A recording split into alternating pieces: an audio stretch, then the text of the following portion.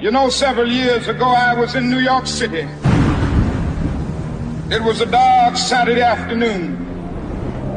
The minute black woman came up, the only question I heard from her was, "You Martin Luther King?" And I said, "Yes."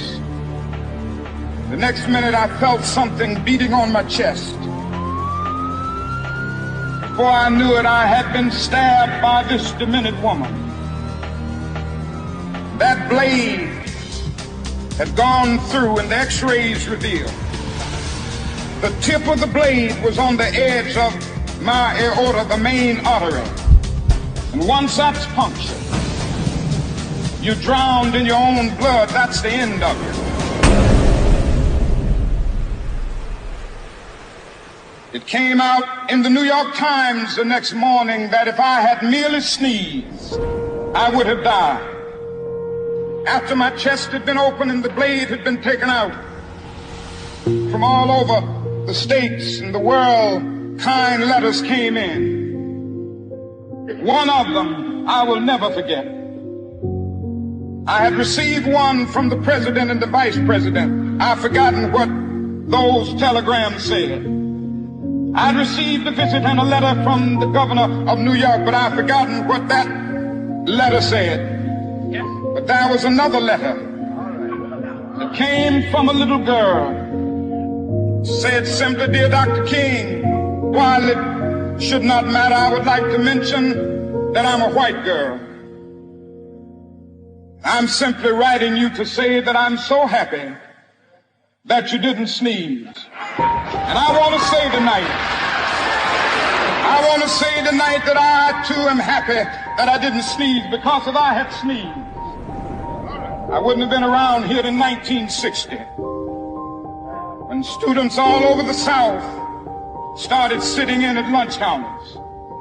And I knew that as they were sitting in, they were really standing up for the best in the American dream, and taking the whole nation back to those great wells of democracy which were dug deep by the founding fathers in the Declaration of Independence and the Constitution. If I had sneezed, I wouldn't have been around here in 1961 when we decided to take a ride for freedom and ended segregation in interstate travel. If I had sneezed, I wouldn't have been around here in 1962 when Negroes in Albany, Georgia decided to straighten their backs up.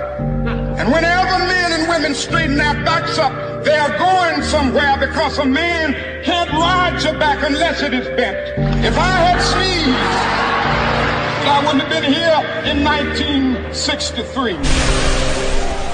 Black people of Birmingham, Alabama aroused the conscience of this nation and brought into being the Civil Rights Bill. If I had sneezed, I wouldn't have had a chance later that year in August to try to tell America about a dream that I had had. If I had sneezed, I wouldn't have been down in Selma, Alabama to see the great movement there. If I had sneezed, I wouldn't have been in Memphis to see a community rally around those brothers and sisters who are suffering. I'm so happy that I didn't sneeze. Like anybody, I would like to live. But I'm not concerned about that now. I just want to do God's will. So I'm happy tonight. I'm not worried about anything. I'm not fearing any man. Mine eyes have seen the glory of the coming of the Lord.